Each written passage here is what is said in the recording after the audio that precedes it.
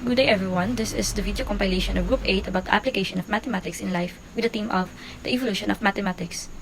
Objectives: to understand the impacts of mathematics in our lives, to know that mathematics play a vital role in our society, and to develop mathematical thinking and reasoning power. What if math doesn't exist? Would we still live the way we live our lives today? Focusing more in the advancements of technology, or could we rather stay trapped in the past and experience the way our ancestors lived? Math is everywhere, as the cliche says. Even in nature, symmetries among plants and animals are evident, as well as in the construction industry. It is very useful, especially in computing the durability of the building, getting the proper measurements of the building, and verifying the amount of materials needed upon construction.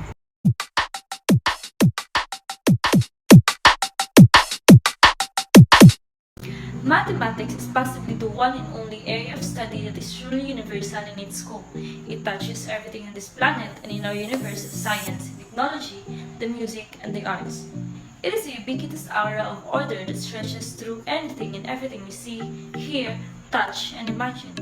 When we think about mathematics, we often picture it existing in an isolated sphere, on an obscure set of strange symbols and formulas that rarely commingles with anything. But nothing could be further from the truth. Math is a part and parcel of all that we pursue and know. It is the sum of what we have experienced in the formulas and patterns which we use to better understand the neutral world around us. Mathematics is important to our daily lives. So I imagine if without mathematics to our day-to-day lives, obviously so hard because math needed every step of our lives and we cannot live without it.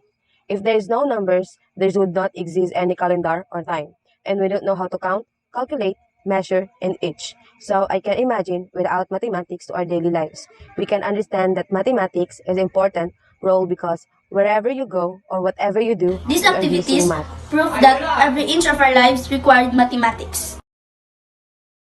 May it be decorating your home, your room, office desk, or your very own store. We are subconsciously using math to measure the space where we will put our things, the height and width of curtains, or we shall put the bulbs in order to give light to a larger area of the room.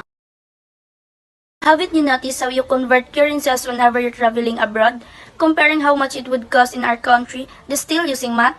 Even when going from place to place, we're always measuring the distance, how much time it would take for you to reach the place, if you're going to do it by walking, hailing a cab, or riding public transportation.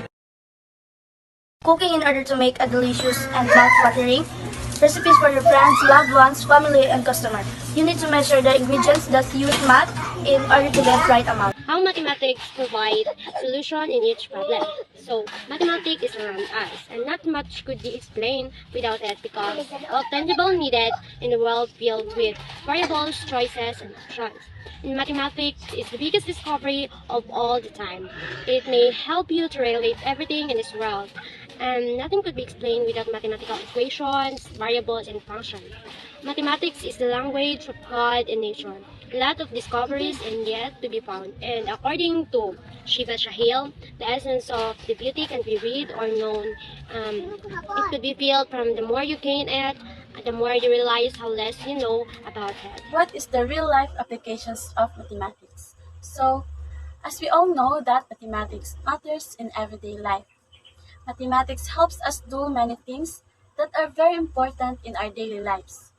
The literal applications of mathematics in life is that how to manage the things that are related to mathematics, such as managing money, figuring out distance, time, and cost for travels, buying foods and check the price, and so on. So, when you all know how to manage it all, you can easily get things easier even though it's difficult. Math is very important in our daily lives and we all know that. Using the scientific method and critical thinking that are associated with math, scientists and engineers were able to invent technologies. With the use of technologies that were invented, our life becomes much easier. If we compare our present and past, a lot of things really change, from abacus to calculators. And math has played a big part in preventing a catastrophe by analyzing and predicting calamities like storm, tornado, counterattack that comes to our country. As time goes by, our technologies expand and it helps us in different aspects. As cited by Galileo Galilei, the laws of nature are written by the hand of God in the language of mathematics.